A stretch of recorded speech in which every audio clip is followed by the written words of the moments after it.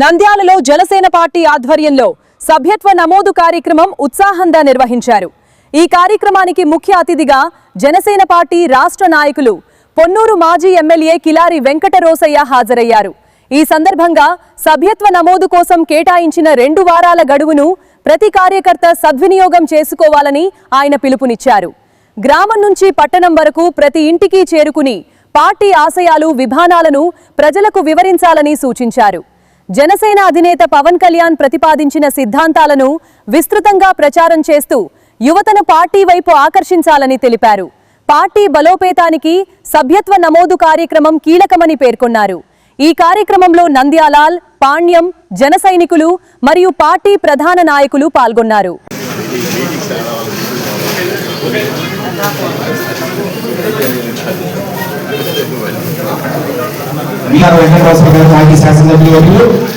వారు మనకు నోటీస్ చెప్తారు. కొంచెం మీటింగ్ అయినాక ఈ సన్మాన కార్యక్రమం పెట్టుకున్నాం. కొంచెం దయచేసి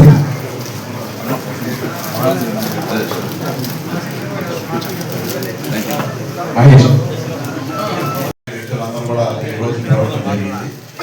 ఇంకా రావాల్సిన ఎవరంటే వాళ్ళు కూడా మన భవనాసి శ్రీనివాస్ గారు, వేదిక మీద రావాల్సిన సుధాకర్, భవనాసి రండి, రండి, అలాగే సుందర్ గారు, అలాగే ఏఎంసీ డైరెక్టర్ రవికుమార్ గారు.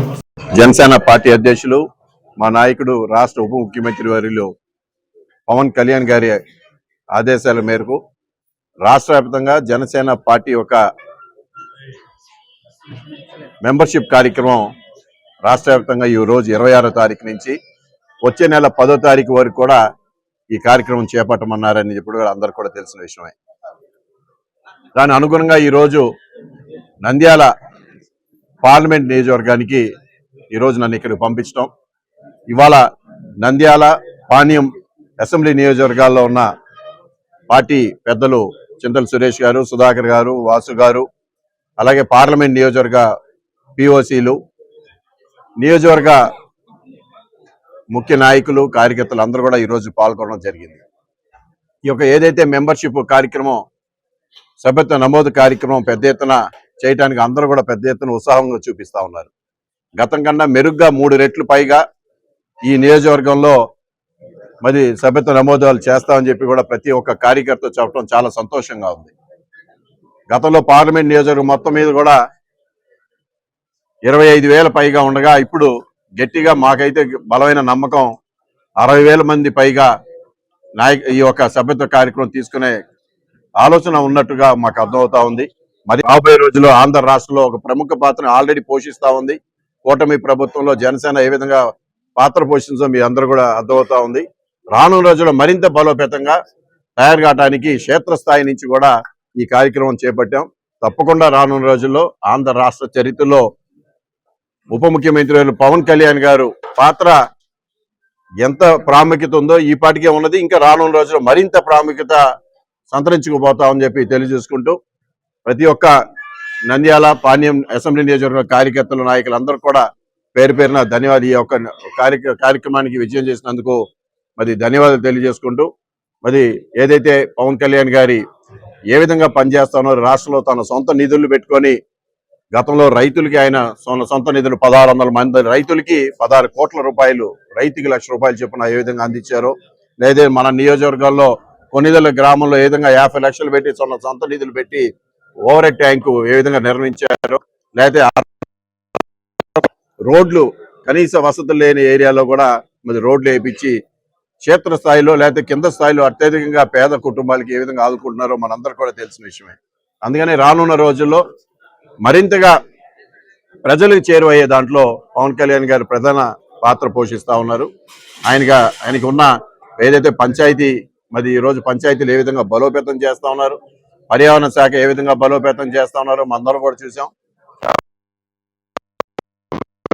క్షేత్రస్థాయిలోకి వెళ్ళబోతోంది. క్షేత్రస్థాయి నుంచి మరింతగా బలోపేతం కావడానికి తగిన అడుగులు వేస్తా ఉందని చెప్పి ఈ సందర్భంగా తెలియజేస్తా ఉన్నాం. జై జనసేన.